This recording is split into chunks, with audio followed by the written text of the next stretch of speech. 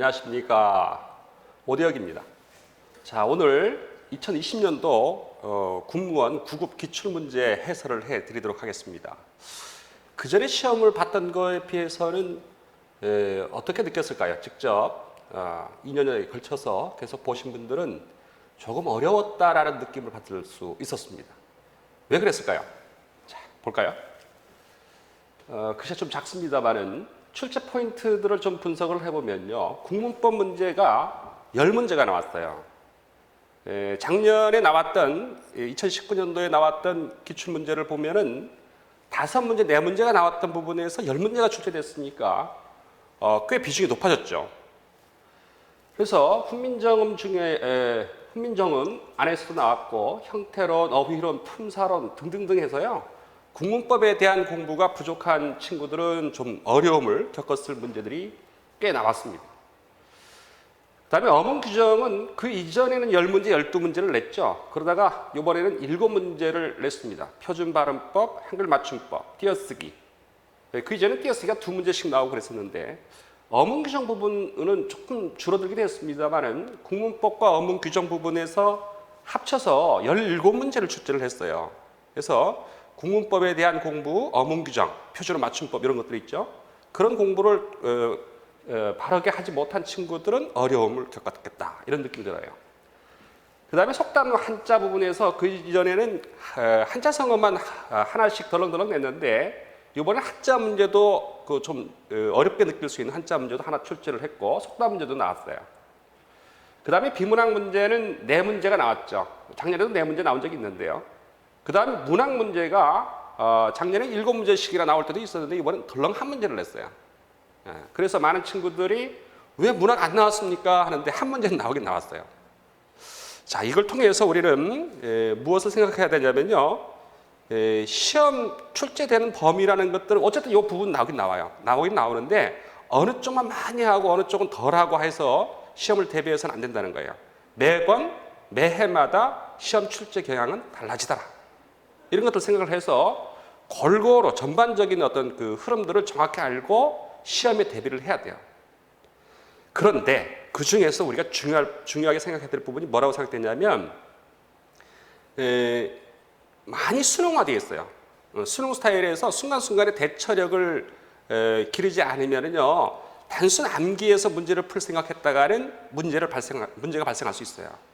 그래서 모의고사라든가 이런 것들을 착실하게 보고 연습 많이 하면서 순간순간에 대처력을 기르셔야만 고득점을 받고 군무원 시험에 합격할 수 있다. 이런 말씀을 드립니다. 자, 그러면 시간이 좀 부족하니까 실제 시험 나온 것들을 살펴보도록 할게요. 자, 1번 문제 혼문장에 해당하는 것은 있습니다. 여기에서 포인트는 뭐였을까요? 혼문장이라고 하는 것은 뭘 얘기하죠? 혼문장은 주어, 서술어. 주어하고 서술어가 하나씩 있는 거죠. 그런데 문제가 되는 것이 겹문장이라고 표현하는 것이 혼문장에 반대되는 말이죠. 겹문장 안에는 아는 문장이 있고 이어진 문장이 있죠. 아는 문장, 이어진 문장이 나누죠. 그래서 우선 문장 파악을 하려면은 아는 문장, 이어진 문장이 여기 들어있다는 거거든요. 어쨌든. 그래서 혼문장에 해당하는 것은 했는데 포인트 지점은 뭐였냐면 동사, 형용사, 뭐뭐이다를 가지고 무엇으로 바꾸면은 관형어로 바꾸잖아요. 관형어로 바꾸면 이게 곧 뭐가 되냐면 관형절이 되거든요. 문장 속에 또 다른 문장이라고 볼 수 있는 아는 문장 형태의 관형절 아는 문장이 돼요. 이 부분을 정확히 생각하지 않은 친구들이 헷갈릴 수 있는 문제가 바로 이거였어요. 어제 빨간 모자를 샀다 할 때 무엇이 있죠? 빨간이 있죠. 빨간은 형용사예요. 빨갛다를 기본적으로 형용사잖아요. 형용사를 가지고 관형어를 만들었어요. 그럼 뭐가 되는 거예요? 관형절이 있죠. 그래서 1번은 어제 빨간 모자를 샀다 할 때 빨간이 관형절로 안겨 있는 문장이죠. 그래서 관형절 아는 문장이라고 봐야 되겠죠. 두 번째 문장을 볼까요? 봄이 오니 꽃이 피었다. 이어진 문장이죠. 봄이 오니는 뭐에 들어가? 종속절에 들어가고 꽃이 피었다는 주절에 들어가죠. 그래서 이어진 문장입니다. 종속적으로 이어진 문장이죠. 남긴 만큼 버려지고 버린 만큼 오염된다. 이건 눈에 확 보이죠. 앞뒤를 바꿔도 되는 대등하게 이어진 문장이라는 걸 알 수가 있습니다. 정답은 4번인데요. 문장이 길어요. 다른 것에 비해서 기니까 이게 설마 헛문장이겠어? 아무 생각 없는 친구들은 이게 걸리겠죠. 우리 관여가 되죠. 우리 집의 앞마당에 부사어예요. 드디어 부사어죠. 장미꽃이 주어 피었다 서술어. 그래서 주어 서술어 한 번만 들어있는 혼문장에 해당합니다. 자, 그런 것들을 노린 문제였죠. 첫 번째 문제, 혼문장을 찾는 문제였습니다. 난도는 한 중 정도가 되는 그런 문제였다고 생각됩니다. 두 번째, 다음 중 가장 적절한 문장을 고르라 했습니다. 이번 시험 문제에서 뭐의 문제? 어법이에요. 어법 시험 나오면요, 수험생들이 꼭 뭐라고 하냐면, 선생님 어려웠어요, 그래요. 문장이 제대로 된 문장이냐, 그걸 자연스러운 문장이냐를 파악하는 문제인데, 이번에 두 문제나 나왔거든요. 그래서 어법 문제가 두 문제나 나왔으니까 수험생들이 어려웠어요 라고 하는 그런 어려움을 호소하는 얘기들이 나오죠. 자, 이 경우는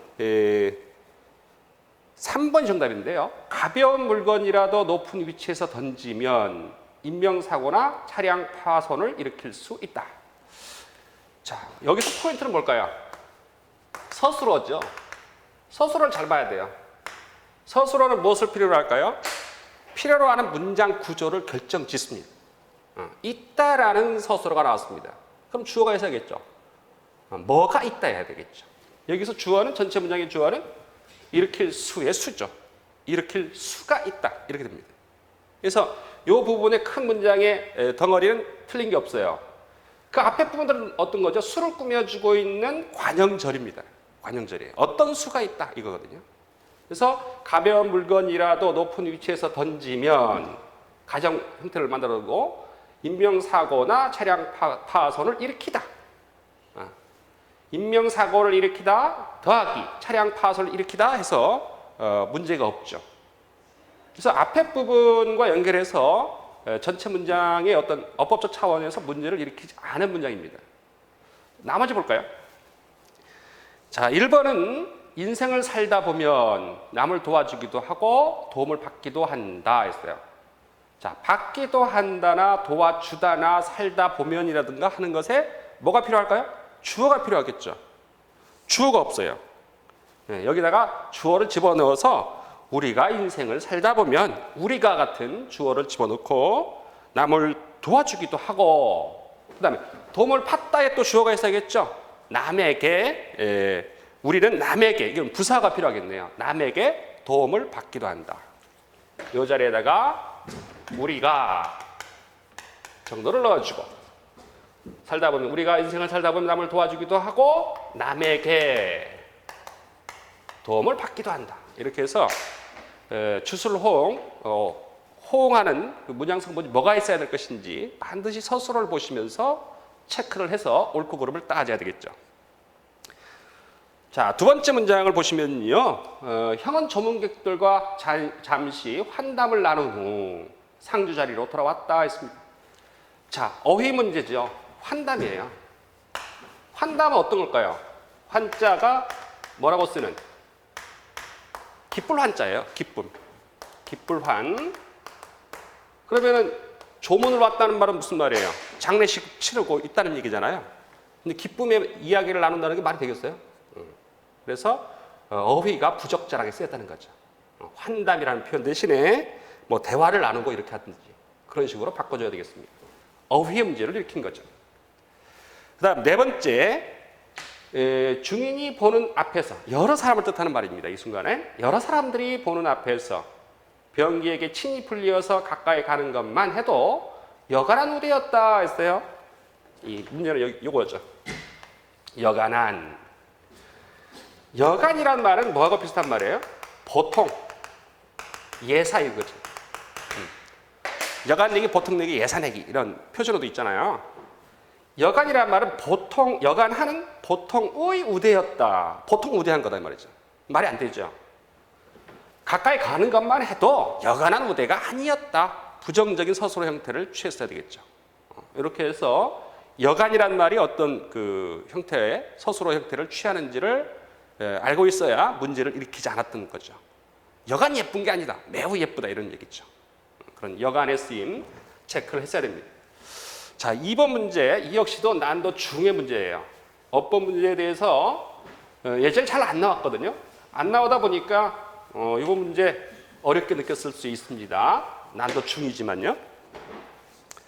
자, 그 다음 세 번째 문제로 가볼까요? 자, 이거 친구들이 많이 물었어요. 시험 보고 나서 선생님 이게 뭐가 맞아요? 하면서 많이 물었는데 순화어죠. 이게 언제 만들어졌냐면은 2018년도 8월에 국토부 철도 전문 용어로 이렇게 바꿔서 발표를 했는데 이걸 갖다 끼워 넣었어요, 문제를. 자, 정답은 2번인데요. 스크린 도어는 차단문이라고 하면 안 되겠고요. 뭐라고 해야 될까요? 안전문 정도로 해야 되겠네요. 안전문으로 바꿔놨죠. 차단문. 뭐 차단하는 건 맞기도 한데 안전하게 뭔가를 할 수 있는 문이다 해서 안전문이라고 순화어를 만들어놨죠. 나머지들은 다 맞는 얘기예요. 핸드레일은 안전 손잡이, 프로필은 인물 속의 양력, 팝업창은 알림창 정도. 이 정도로 나머지는 느낌이 왔을 거예요. 스크린 도어 차단문 꼭 될 것 같은 느낌 들죠. 이런 거 별거 아닌 문제 같지만은 이런 문제에서 문제를 일으킨 경우가 많았다. 자, 그 다음 또 보겠습니다. 그 다음 4번 문제 난도 중 역시 미술진 부분의 비유 방식이 다른 것을 고라 했어요. 비유라는 것은 어떤 현상이나 사물을 직접 설명하지 아니하고 다른 비슷한 현상이나 사물에 빗대어서 설명하는 일이라고 비유의 개념을 설명해 줬어요. 그런데 여기에 비유가 없는 걸 고르라는 거죠. 정답은 1번이죠. 요즘은 회사의 경영진에 합류하는 블루칼라가 많아지고 있다. 이 블루칼라 때문에 걸려들 수 있죠. 노동자, 몸으로 직접 일을 하는 노동자들을 가리켜서 블루칼라라고 하죠. 화이트 칼라와 대비되는 용어로서 이미 굳어진 말이잖아요. 이건 비유적 표현이 아니에요. 그래서 1번이 답이 됐죠. 2번은 마음이 산산조각이 났다라는 거 하는 것도 산산조각 나는 건 마음이 산산조각 날 수 없는 거잖아요. 그런 것을 비유한 것이고요. 그 다음에 내부에 유리천장이 있는데 유리천장이란 말이 원래 진짜 유리로 만들어진 천장이 아니고 주로 여성의 고위직 진출을 가로막는 그런 보이지 않는 장벽을 유리천장이라고 하는 말로 쓰죠. 또 비유적으로 쓴 겁니다. 그 다음 사업에 실패한 후 그런 사회의 가장 밑바닥으로 떨어졌다. 최하층을 비유적으로 쓴 말이겠죠. 쉬운 듯 어려울 수 있는 그런 문제 같아요. 예전에 나왔던 문제 중에 검버섯이란 말이 나왔죠. 얼굴에 뭐 나이가 들면은 나는 것들을 우리가 검버섯이라고 하잖아요. 검버섯이 비유냐 아니냐 이런 문제가 나왔었거든요. 기출 문제들을 항상 눈여겨보고 그 볼 때마다 이게 어떤 원리와 원칙이 있을까 이걸 항상 의식하시면서 연습을 꼼꼼하게 했어야 돼요. 그래야 그 중에 하나가 딱 나왔을 때 문제없이 답할 수 있겠죠. 역시 난도 중의 문제였고요. 그 다음 5번째는 요약하는 문제입니다. 요약할 때는 가장 중요한 게 뭘까요? 글 전체를 아울러서 표현할 수 있어야 되겠죠. 지문을 읽고 그 지문의 내용을 전반적인 것들을 다 포괄하는 것. 지문들을 한번 읽어보시면 자, 선택지 4가지가 나와 있는데 그 중에 2번이 정답이었죠. 운동의 효과를 높이기 위해서는 무리한 운동보다는 신체에 적절한 자극이 가해지는 운동을 생활 습관으로 정착시켜야 한다. 이런 문제 어떻게 풀어야 될까요? 요약이라든가 주제라든가 중심 생각 이런 것들을 풀어라 하는 문제가 나온단 말이에요. 이럴 때 가장 중요한 거는 뭐라고 볼 수 있냐면요. 지문에 나와 있는 표현들 중에서 꼭 들어가야 될 것들을 찾아야 돼요. 어떤 내용은 들어가야 된다. 쭉 읽어가시다 보면 뭐가 나오냐면 마지막 부분 좀 볼까요? 일반적으로 일주일에 한 번씩 오랜 운동 시간을 하는 것보다는 운동 시간이 짧더라도 빈도를 높여서 규칙적으로 움직이는 것이 운동의 효과를 높이는 데 효과적이다. 가장 바람직한 것은 매일 일정량의 운동을 실천하여 운동을 하나의 생활 습관으로 정착시키는 것이다 이렇게 돼 있거든요. 그러면은 요약한 것에서 무엇은 들어있어야 될까요? 운동을 생활 습관으로 만들어야 된다. 이런 얘기 있어야 되겠죠. 그래서 생활 습관이란 말은 들어가야 된다. 습관화돼야 된다는 말은 반드시 요약 내용이 들어가야 된다. 이걸 먼저 체크를 하셔서 지문을 쭉 보시면은 보이죠? 이게 답이. 자, 뭐가 나와 있죠? 생활 습관 나와 있는 게 요거 하나죠. 생활 습관. 그다음에 4번에도 생활 습관이 나와 있어요. 그래서 최소한 선택지에서 2번, 4번 중에 답은 되겠다라고 보고 그래도 지문과 관련성을 잘 갖고 있는 것을 골라내야 되겠죠. 4번은 뭐라고 써놨죠?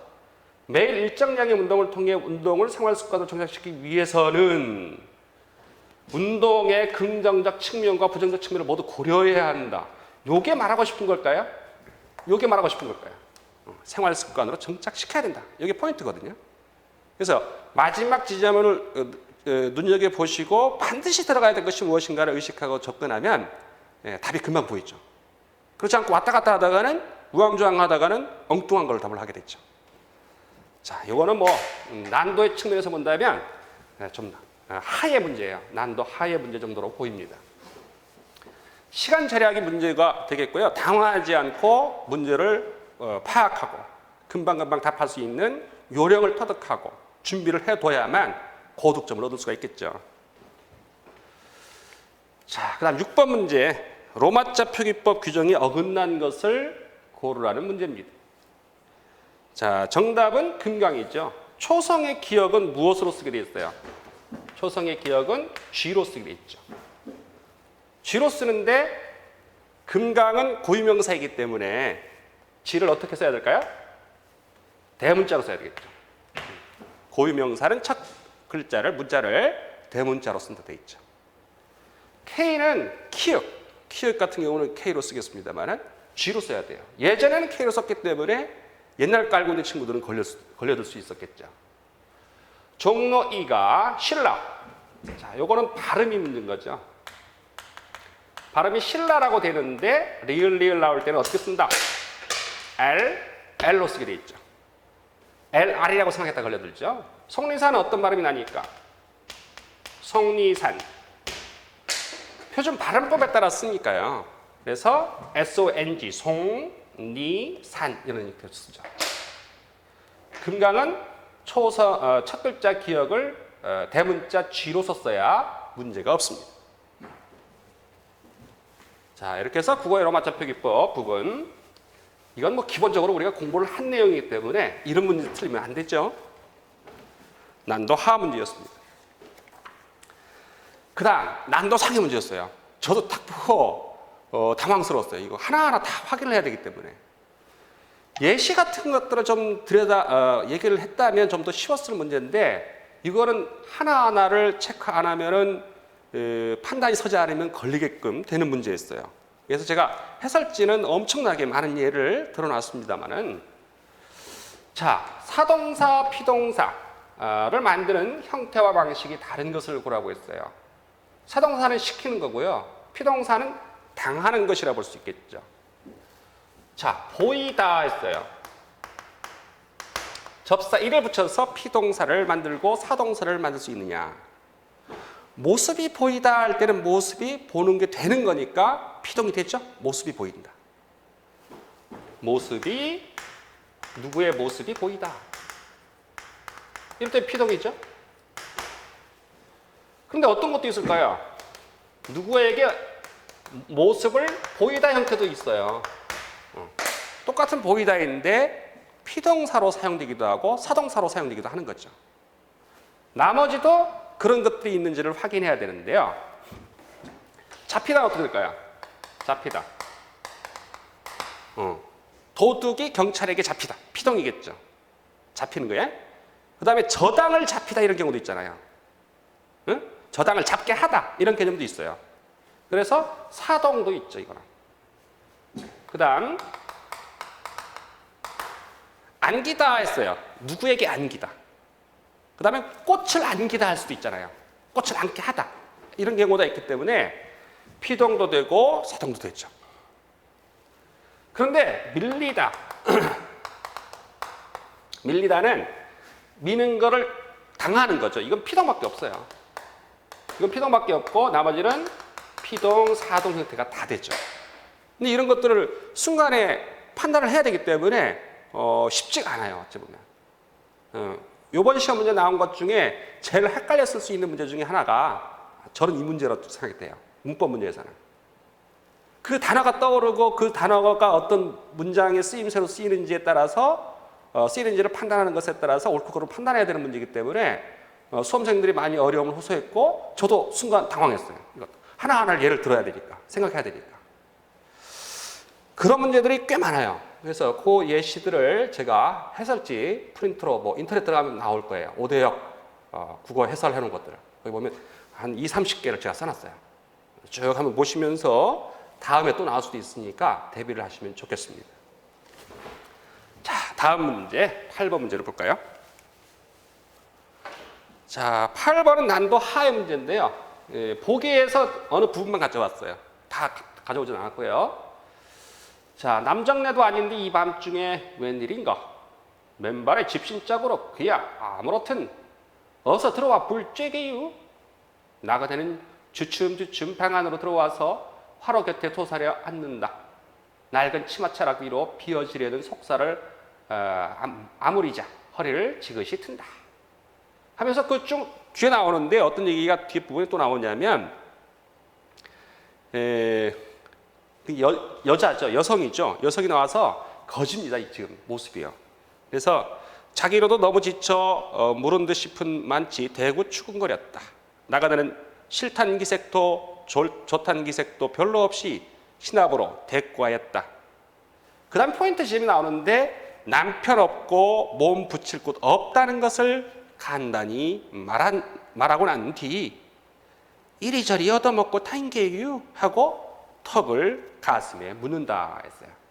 그래서 이 나그네는 여성이면서 거지 생활을 하고 있는 사람이라는 걸 알 수가 있죠. 남편도 없고 먹고 살려고 여기저기 옮겨 다니면서 거지 생활을 하고 있는 거죠. 그것을 말하는 가장 적절한 것을 보라는 문제입니다. 당연히 정답은 1번이죠. 패랭이에 숟가락 꽂고 산다. 패랭이에 숟가락 꽂고 산다. 이게 거지 같은 느낌이 들어요? 자, 아주 가난해서 떠돌아다니면서 얻어먹을 정도로 그렇게 삶을 사는 모습을 가리키는 표현이 패랭이에 숟가락 꽂고 산다. 1번이 정답입니다. 그 다음 두 번째 나와 있는 게 태산 명동의 서일필이라 했어요.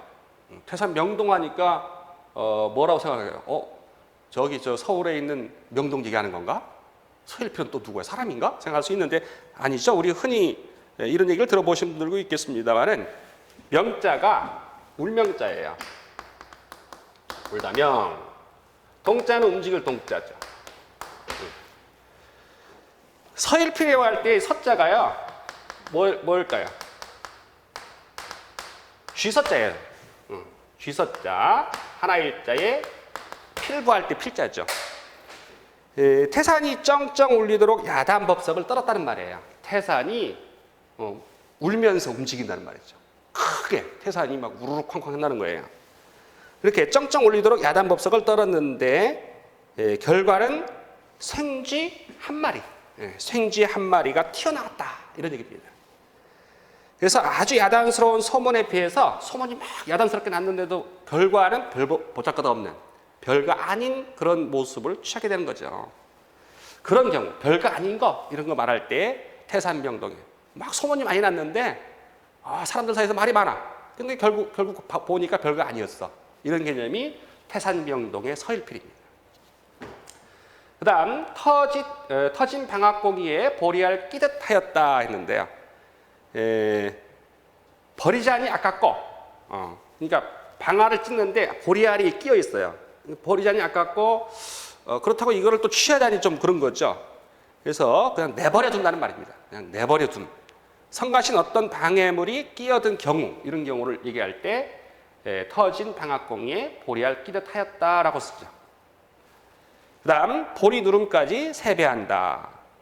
그냥 보리가 누르면 누렇게 익었다는 말이에요. 누렇게 익을 무렵에 4, 5월이게 되겠죠. 음력 개념이겠습니다만 4월까지도 세배를 한다. 이 형식적인 인사 차림을 얘기해서 지나치게 형식적으로 인사하고 다니는 그런 모습들, 그런 것을 보리두름까지 세배한다 이런 말이에요. 자, 그런 표현들이 있어요. 흔히 나오는 것들은 아니고 자주 접하는 경우가 아니죠. 이런 속담들은. 그런데 느낌은 오잖아요. 아, 여기가 거지 차림이다. 거지다. 먹는 거죠. 먹는 거 관련된 먹고 살기 힘든 사람 아니에요. 그래서 숟가락이란 말이 또 힌트가 되겠죠. 그런 어휘적 개념을 의식하시면서 답을 찾으시면은 금방 답이 보이는 거예요.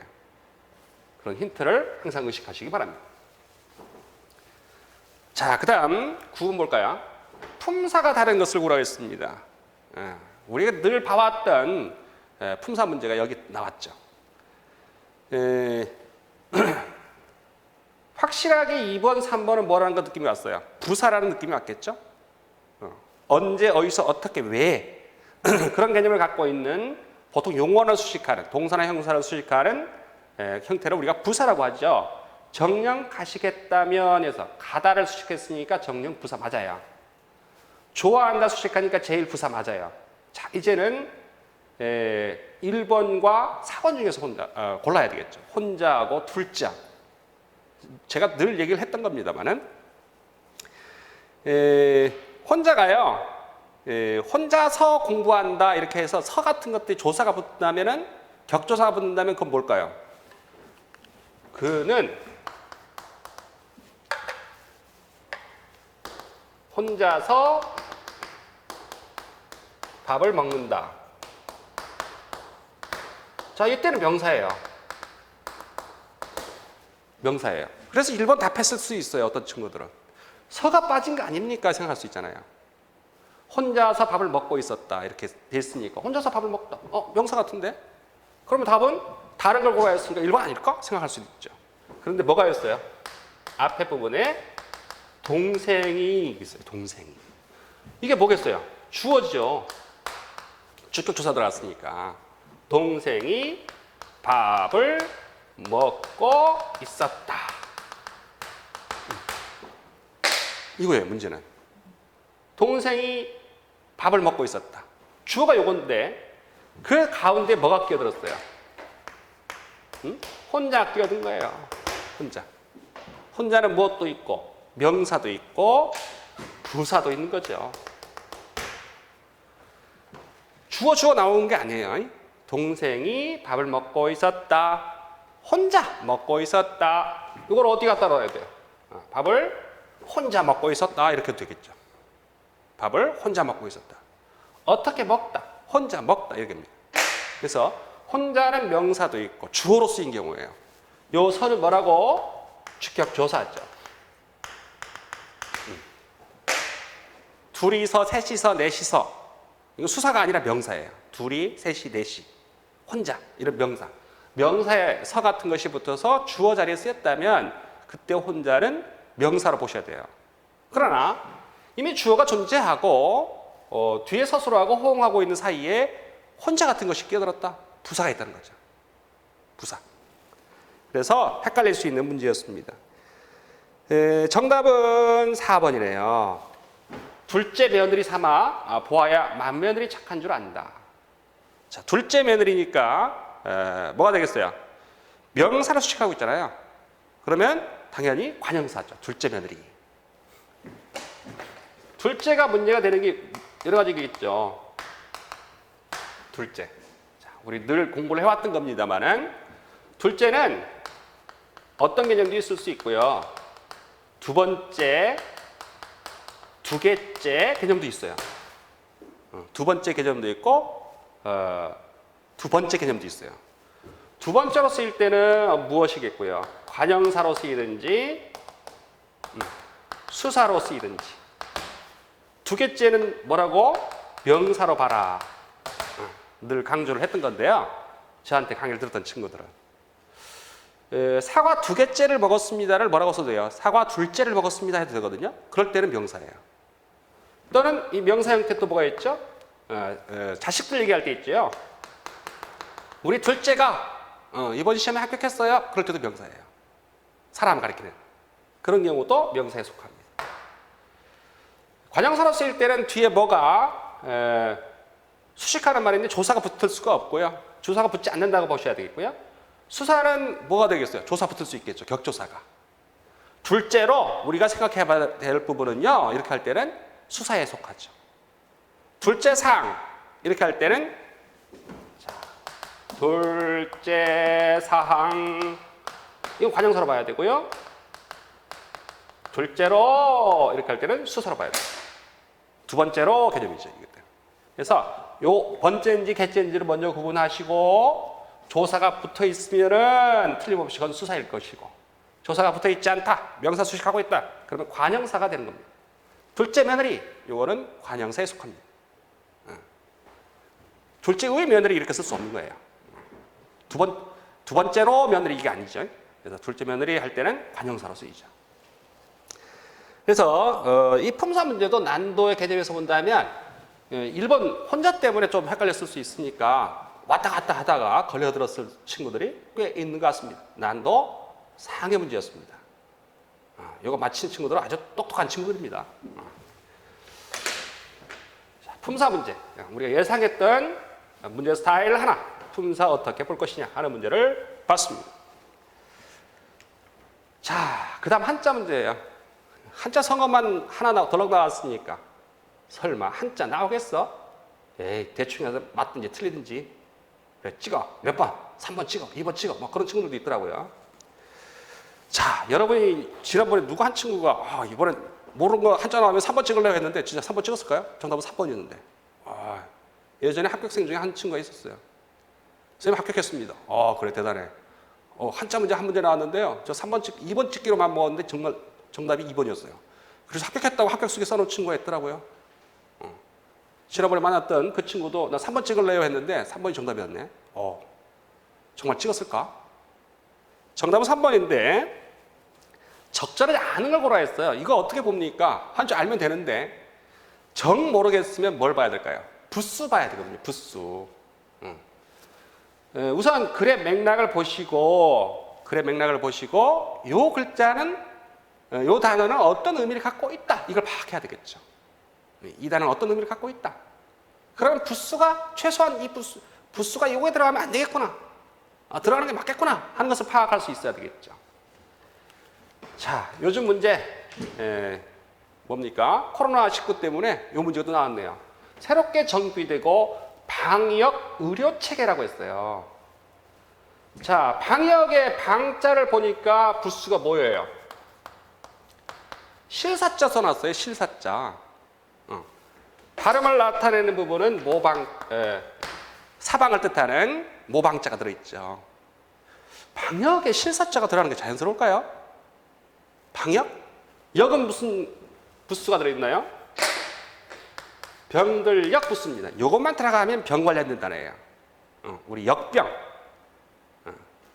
구제역 할 때 역이죠. 요거는 맞아요. 돌림병을 뜻하는 역. 그러면 돌림병을 전염병을 막는 거겠죠.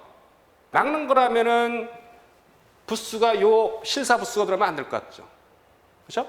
막는 건 뭐가 들어갈까요? 언덕부. 여기에 모방자가 막을 방자죠. 언덕에서 막아요. 그래서 방화할 때 방화는 두 가지 방화가 있어요. 요 방자도 있죠. 칠복자를 하는 게. 요건 막을 방자고 이건 풀어주는 거죠. 풀다. 석방하다, 해방하다 할 때 방자잖아요. 칠복자 붙어 있는 거. 이건 막을 방자예요. 방역은 돌림병 같은 것들 전염병을 막는 거니까 요 방자를 취해야 되겠죠. 이거 뭘까요? 실사 붙어 있는 것은요? 우리 방직 공장 할 때 있죠. 방직. 실로 짜는 거. 그런 개념의 방입니다. 그래서 방자가 잘못됐구나 해서 파악을 했으면 됐겠죠. 잘 몰랐을 경우라. 나머지는 다 맞아요. 변화는 침체된 것처럼 보이는 삶. 침체. 자, 이거 뭘까요? 빠질 침체죠. 물수가 들어있잖아요. 침체. 가라앉는 거죠. 물에 빠지는 거예요. 침체는 체자는 뭐냐면요. 우리 체하다, 체증 이렇게 할 때 체증 할 때 막힐 채자예요. 막힐 채. 그 다음에 위축, 줄어드는 거죠. 그 다음에 차치하고라도 놓아둔다는 말이죠. 나머지 다 맞는 표현들이에요. 해설체 한번 더 보시고 어떻게 풀 것인지 방향을 잡되 다 알면 좋은데 모를 때는 대비해서 부수라도 정확하게 보고 단어들마다 분석을 해봐야 돼요. 연습할 때. 그러셔야 한자 문제가 쉽게 풀릴 수 있겠죠. 이제는 한자 강의하는 걸 좀 듣겠죠. 그제는 뭐 한자 나오지도 않으니까 공부도 안 하고 그랬는데 이제는 제가 전문가의 오대혁 선생님이 한자 강의하면 열심히 좀 들으리라 봐요. 선생님 뭐 하나인데요. 그거 틀리죠 뭐. 그런 생각하다가는 다 하기 싫어져요. 이거는 그렇다 치고 다음을 준비하시는 분들은 한자 공부 조금이라도 하세요. 부수 공부도 하고 단어마다 분석도 해보고 뭐 그래야 충분히 답할 수 있어요. 충분히. 자, 이렇게 해서 10번 문제 11번 띄어쓰기가 옳지 않은 거 고려했습니다. 이것도 쉬웠죠. 얼마나 많이 했는지 모르겠어요. 만자 띄는 거 있죠. 3번 만에. 요 사이는 띄어야 됩니다. 3번 만에, 10년 만에. 의존명사죠. 의존명사. 어떤 경우도 있긴 있어요. 이런 경우도 있긴 있겠네. 어떤 경우? 10년만 젊었어도. 이런 경우. 무엇을 뜻하는 말? 기간. 언제부터 언제까지. 이런 기간을 뜻하는 만의 쓰임은 의존명사니까 띄어쓰고 내가 10년만 젊었어도 말이야 할 때는 보조사 많이 붙은 거겠죠. 숱하게 봤습니다. 이거. 숱하게 봤기 때문에 11번 틀리면 공부 전혀 안 한 거예요. 진짜. 제가 공부를 했다면. 나머지 볼까요? 사업 차 할 때 차도 헷갈릴 수 있는 거죠. 차는 띄어 쓰는 경우도 있고 붙여 쓰는 경우도 있죠. 붙여 쓰는 경우는 전미사고 띄어 쓰는 경우는 의존명사죠. 10년 차 이거 같은 개념이에요. 10년 차. 제가 공부를 이 일을 한 지요 10년 차에 접어들었습니다 할 때는 기간 개념이 되니까 띄어 쓰죠. 우리가 많이 봤던 예시는 뭘까요? 연수차. 연수차 도미했다. 전미사로 쓰이는 경우는 뭐라고요? 목적으로 의미죠. 나는 공부차, 노량진으로 왔어요. 공부차, 학업차 이런 식으로. 여기서는 뭐죠? 사업 목적으로 외국에 나갔다 이거죠. 전미사로 쓰인 거죠. 들고 갈 수 있을 만큼, 있을 관형어 만큼 의존명사, 만 보조사. 쌀, 보리, 콩, 조, 기장 띄고 들이죠. 의존명사죠. A, B, C 등, A, B, C 들 의존명사. 되게 쉬웠어요. 자주 봤던 거예요. 이거 틀리면 안 돼요, 진짜. 지겹게 봤던 기출문제에도 숱하게 나왔다. 아주 기초적인 문제였습니다. 이번 띄어쓰기는 되게 쉽게 나왔어요. 11번 같은 문제. 난도 하의 문제였습니다. 그 다음 12번. 요거 질문 많이 하더라고요. 시험 보자마자 연락이 와서 뭐가 왔습니까? 이래요. 그리고 해설서를 다른 분들 써는 것도 얼마 전에 봤는데 희한한 해설을 하시는 분들도 있더라고요. 이거 규정에 나와 있어요. 규정에 나와 있기 때문에 몇 년도죠? 2014년도인가요? 2011년, 2014년 그때쯤에서 그 다음 최근에도 또 발표를 했잖아요. 언어 예절 부분에서. 그래서 그런 것들을 공부를 좀 해뒀으면 쉽게 답할 수 있는 문제였는데 언어 예절에 가장 알맞게 발화한 것은 했어요. 아침에 출근해서 직급이 같은 동료에게 좋은 아침, 기분 나쁘대요. 왜 기분 나쁘죠? 좋지 않은데 뭐 좋은 아침 하니까 그런가요? 영어식 번역을 해요. 영어. Good morning 이걸 번역한 것 같다 이거죠. 그래서 이런 표현을 쓰지 말라고 우리 책에 고갱이 국어 책에 제일 앞에 그거 나와 있어요. 좋은 아침 안 돼? 그 파란 색깔로 제가 딱 써놨죠. 그 어떻게 해야 좋을까요? 그냥 안녕하십니까? 가장 중요한 게 뭐냐? 안녕하다예요. 안녕하십니까? 그걸 쓰고 좋은 아침 이런 표현 쓰지 마라. 두 번째, 집에서 손님을 보낼 때 위 사람에게 살펴가십시오. 이건 맞죠. 살펴가십시오. 이렇게. 또 뭐도 될까요? 안녕히 가십시오. 당연히 됐죠. 그 다음 친구한테는 뭐라고 할까요? 잘 아는 같은 나이 또래라면 잘 가라 이렇게 할 수 있죠. 당연하죠. 잘 가라. 손 윗사람이라면 안녕히 가십시오나 살펴가십시오. 그 정도를 쓸 수가 있겠습니다. 그 다음 여기에는 안 나와 있습니다만 해설지에 그걸 써놨는데 백화점 등에서 손님이 나가요. 또 오십시오 하면 어떻게 될까요? 될까요? 또 오십시오. 거부감을 가질 수 있대요. 거부감. 또 오라고 하면. 그래서 또 찾아주십시오. 그러래요. 참, 그놈이 그놈 같은데. 또 오십시오 하는 표현을 쓰지 말고 또 찾아주십시오 하면 된다고 되어 있어요. 이런 것들 다음 시험 대비해서 언어 예절 부분에서 별거 아닌 것 같지만 신경을 써서 해설지 잘 보세요. 이번에 좀 어렵다 하는 친구들은 의식해서 봐두시기 바랍니다. 그 다음에 세 번째, 윗사람의 생일을 축하하며 건강하십시오 라고 했는데 왜 안 되죠? 십시오는 우선 왜 안 되죠? 건강하다는 형용사니까 형용사는 명령으로 쓰지 말아 있죠. 건강하라고 명령하는 거예요. 안 된다 이거예요. 응? 그러면 어떻게 바꿔줘라? 건강하시기를 바랍니다. 이거 많이 봤던 거죠. 건강하게 지내십시오 하는 것들 쓸 수 있습니다. 생일 축하하면서 그 다음에 또 뭐 하면 안 돼요? 또 나이 같은 거 얘기하면 안 되죠. 100세까지 사세요. 그러면 안 된다고 그랬죠. 왜요? 올해 99세거든. 내년에 죽어. 죽으란 얘기잖아. 나이 말하면 안 되고 건강 관련된 말도 하지 말아야 하죠. 굳이 쓰려면 건강하게 지내십시오 하든지 그렇게 쓸 수 있습니다. 다 아파요. 나이 들면요. 60만 돼가면 다 아파요. 뭐 뼈, 허리 뭐 다 아파. 근육 당기고 막 그래요. 그래서 세 번째도 잘못된 것이고 관공서에서 손님이 들어올 때 요거 가지고 많이 얘기하더라고요. 영어식 표현 되게 싫은가 봐요. May I help you? 안 된대요 이게. 무엇을 도와드릴까요? 오자마자 손님이 들어왔어. 오자마자 무엇을 도와드릴까요? 처음부터 그러면 안 된다는 거예요. 그럼 뭐 어떻게 해야 될까요? 먼저 이런 표현 나왔어요. 해설지에는 먼저 반기는 표현으로 반가워해야 돼요. 기분 나빠하면 안 돼요. 표정. 여러분 공무원 되시면 반기는 표현으로 어서 오십시오 라고 하는 것이 맞다. 어서 오십시오. 우선 오라고 해야 되지. 그리고 나서 하여간 무엇을 도와드릴까요는 쓰지 마라 그렇게 강조해 놨어요. 무엇을 도와드릴까요? 도와줄 거 물어보는 거 당연한 거 아니야?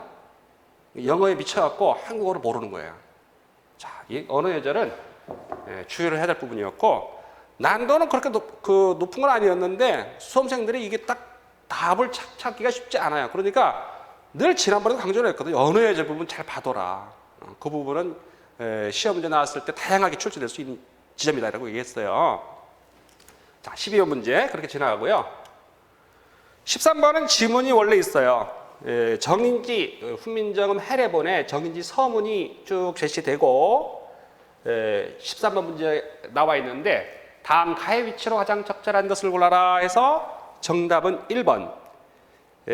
개해년 겨울에 우리 전하께서 정음 28자를 처음으로 만들어 예의를 간략하게 들어 보이고 이름을 훈민정음이라 하였다 한 다음에 상형을 기본으로 하고 글자는 고전을 본떴고 사성을 기초로 하고 음이 7조를 갖추었다 해서 지문에 나와 있는 1번 자리에 들어가야 맞습니다. 근데 이게 흔히 나오는 게 아니거든요. 고전이 또 뭔지. 고전의 이 전이라는 게 뭐냐면 전각이거든요. 그러니까 본뜬 게 무엇이냐에 대해서 좀 논란이 되는 거예요. 천지인, 하늘, 땅. 천지인을 본떴다 하잖아요. 하늘의 둥근 모양을 본떠서 아래아를 만들고 땅의 평평한 모양을 본떠서 을을 만들고 사람이 서 있는 모습을 통해서 이를 만들었다 했는데 이 고전이라고 하는 것을 들여다보면은 중국에서 한자를 표기하는 데 썼던 그 서체 있잖아요. 우리가 전각 글씨 뭐 이런 거 하잖아요. 도장 글씨 그런 것들 나오는데 하늘천자의 소전은 뭐냐면은 이렇게 돼 있을 때요. 이렇게 하늘의 모습. 그 다음에 금문에서는 이렇게 돼 있고 하늘 천자 모양이 만들어졌던 그 원리죠. 여기에서 뭐만 딴 걸까요? 요것만 딴 거예요. 요것만 따다가 아레아를 만들었다. 흔히 얘기하지 않는 것을 얘기를 했어, 이번에도. 그 다음에 땅의 모습은 사람이 어떻게 서 있는 거? 사람이 위에 뭔가 있는 거예요. 두 번째는 이렇게 돼 있나요? 이렇게. 땅이죠, 이게 땅. 이거. 그래서 옛날 글자가 이렇대요. 이런 모양이었대요. 거기에서 을을 만들어낸 걸로 얘기하죠. 그 다음에 사람 인자는 어떻게 되냐면 여기요. 이거 사람 모습. 요 모양이 이렇게 되겠지? 이렇게. 여기에서 무엇을 따다가 쓴 거. 이거 해설지 잘못 써놨네, 이거 보니까. 서 있는 모습.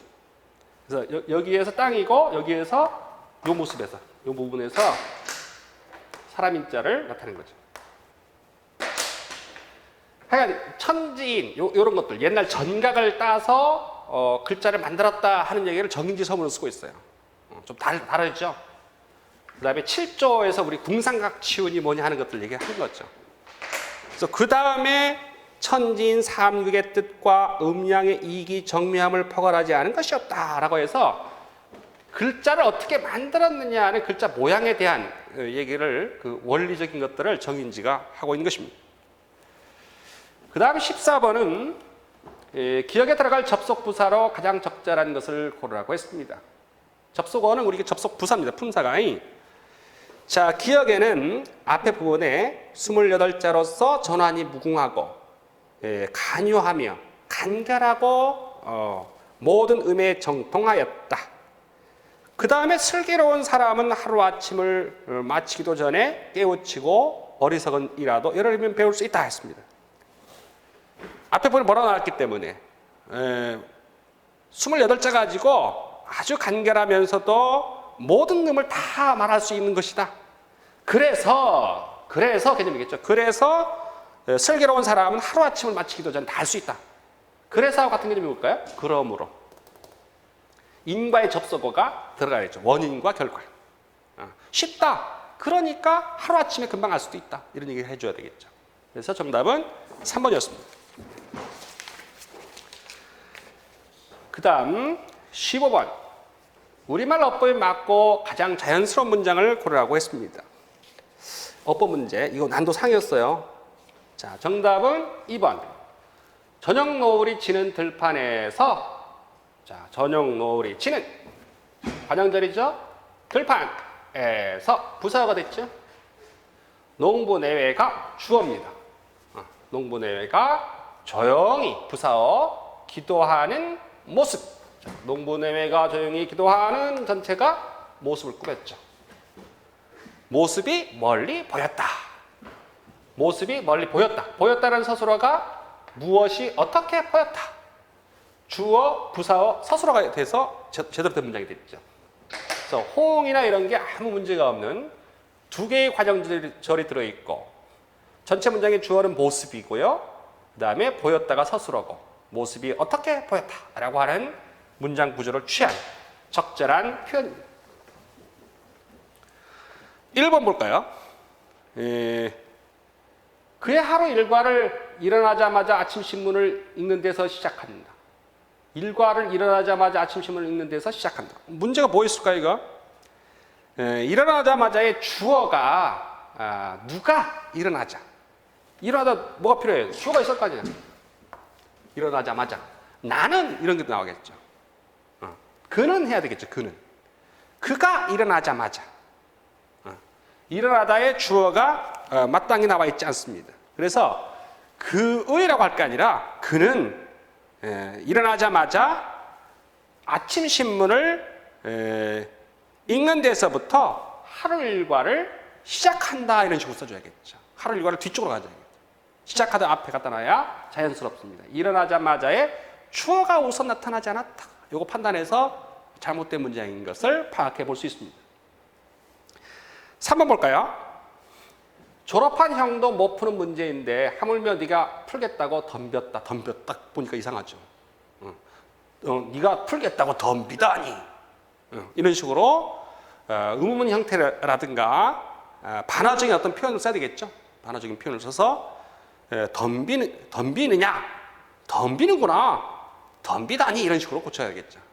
요 서술어 지점이 호응이 되지 않습니다. 그 다음 4번. 제가 여러분에게 당부하고 싶은 것은 그럼 뭐겠어요? 무엇이다 해야 되겠죠. 주변 환경을 탓하지 말라는 것이다 이런 식으로 써야겠죠. 요거는 우리 책에 고스란히 나와 있는 문장입니다. 그래서 호응의 문제, 당부하고 싶은 건 뭐뭐이다, 서술격 조사 들어간 뭐뭐이다 형태가 들어가줘야 된다. 그래야 이게 뒤집어도 마찬가지예요. 주변 환경을 탓하지 말라는 것이 제가 여러분에게 당부하고 싶은 것이다 이렇게 써도 되죠. 뒤바꿔도 자연스러워요. 자, 그래서 15번 문제. 자, 그 다음 밑줄침 성김과 빽빽함, 의미관계. 쉽게 나왔어요. 나올 거라고 예상했죠 우리가. 성기다는 것은 빽빽하지 않은 거, 성끌다, 성기다, 상기다라 쓰는 조밀하지 않고 듬성듬성 있는 거, 그런 것들을 성김이라고 하고, 빽빽함은 뭡니까? 조밀한 거죠. 그래서 의미관계는 무슨 관계라고 해야 되겠어요? 반의죠. 반대 뜻입니다. 그래서 선택지에서 반대 뜻이 아닌 걸 고르면 되는 거죠. 그래서 정답은 몇 번? 3번이죠. 넉넉하다, 푼푼하다는 무슨 뜻일까요? 넉넉하다의 뜻으로, 같은 뜻으로 푼푼하다 쓰잖아요. 밥을 푼푼히 먹어라, 푼푼하게 먹어라. 넉넉하다, 푼푼하다, 유의관계에 속합니다. 나머지는 다 반의죠. 반대의 뜻을 갖고 있습니다. 되게 쉽게 출제된 문제였어요. 난도 하였습니다. 그 다음 17번 한글 맞춤법. 선택지 이거 잘못됐네요. 선택지 이거 잘못됐어요. 편집에서. 자, 이 정답이 4번으로 되어 있는데 4번이 뭐로 되어 있냐면 니은, 디귿, 미음입니다. 옳게 쓰인 것, 니은, 디귿, 미음이 옳다. 이렇게 해서 정답이 되겠습니다. 선택지 제가 편집하다 잘못됐습니다. 죄송합니다. 자, 기억은 뭐라 해야 돼요? 담그다, 담가 해서 해야겠죠. 밥을 안 치다, 끓이다 개념이 안 치다죠. 그래서 니은은 맞고요. 그 다음에 불을 붙이다, 이것도 맞죠? 그 다음에 생선을 조리다, 이렇게 써야 되겠죠. 조리다. 조리다의 개념은 뭐냐면 우리 통조림 할 때도 조리다, 조림 요거 쓰거든요. 양념이 배어들게 하다 뜻이에요. 양념 같은 것이 배어들게 만드는 것이 조리다입니다. 국물 같은 것들이 바득하게, 국물이 없어지게 만드는 개념은 뭐라고 쓰겠어요? 졸이다겠죠. 마음을 졸이다도 요거고요. 그 다음에 국물 같은 거, 찌개를 졸였다 이렇게 할 때, 그럴 때는 졸이다 쓰겠죠. 그래서 리을은 잘못됐고요. 그 다음에 두부에 달걀옷을 입혀 붙였다. 이건 맞죠? 잘못됐죠? 입혀 붙였다. 맞죠 이거는? 붙이다. 그 다음에 노라고라고 써야죠. 노라고는 뭐라고 기억하라고 했어요? 노력. 하느라고 했는데, 노력했는데 개념. 저는 공부하느라고 엄마 오신 줄도 몰랐어요. 느라고는 이유. 이렇게 해서 정리를 하면 되는 문제였습니다. 이거 선택지 잘못 표시했습니다. 죄송합니다. 그 다음 18번. 한자성어 묻는 문제였습니다. 여기서는 뭐 먼저 봐야 돼요? 거리가 먼 거예요. 거리가 먼 걸 고르는데 가까운 걸 고르면 안 돼요. 가까운 것도 대부분 다 가까우니까 걸려들겠죠. 선비가 갖춰야 할 덕목은 많지만 상호 연결되어 있다. 자신을 낮추는 자세, 자신을 타인을 존중하는 마음, 검소하고 청렴결백한 삶 등이 하나로 연결되어 있는 것이다 했습니다. 정답은 거리가 먼 것이 양상군자죠. 양상군자는 대들보 위의 군자예요. 어떤 사람 얘기할까요? 도둑놈 얘기하는 거죠. 대들보 위에 군자 앉아 있어요. 양상군자는 도둑을 빗대어서 표현하는 거지 진짜 선비로 말하는 게 아니죠. 그 다음에 결리사의, 이로운 것을 보면은 의로운 것인가를 생각한다. 나에게 이로움이 있어. 근데 이걸 내가 취해도 부정한 것은 아닌가? 의로운 일인가? 라고 생각한다는 거죠. 그 다음에 노겸군자라 했습니다. 노력하고 청렴하고 그런 거죠. 겸손한 거. 그 다음에 숙이 아니라 우리 숙이 치인하고 비슷한 말이죠. 자기를 잘 다스리는 거. 타인을 편안하게 만들어주는 거. 그런 것들 얘기하니까 1, 2, 3번은 군자의 덕목과 관련을 맺고 있습니다. 4번은 빗댄 표현이죠. 비유적 표현이에요. 대들보 위에 군자, 도둑놈이죠. 그래서 양상군자라고 하는 표현은 비유법에서 제가 설명을 했던 기억이 나네요.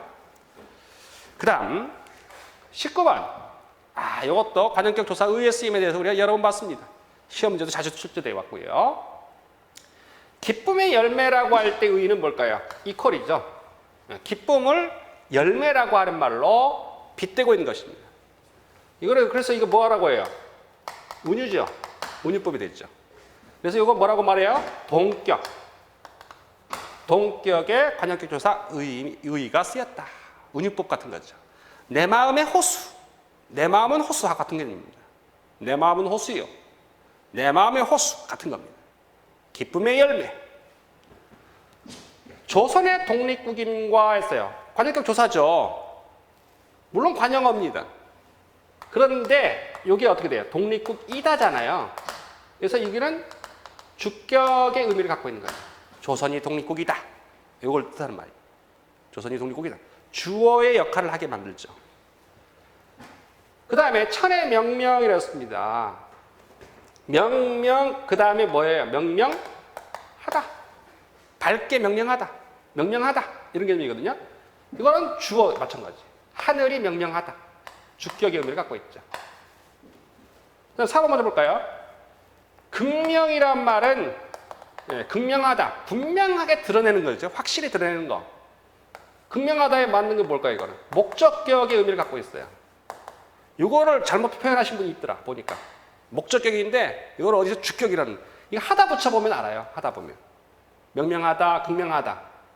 하늘이 명명하다. 대의를 분명히 드러내다. 목적격의 의미를 갖고 있습니다. 정답은 3번이죠. 인간된 돌이라고 하는 방패와 창. 방패간 창과. 이거는 무엇을 빗댄 표현?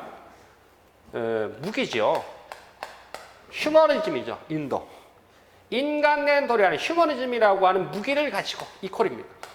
그래서 동격의 의미를 갖고 있는 것이기 때문에 정답이 3번.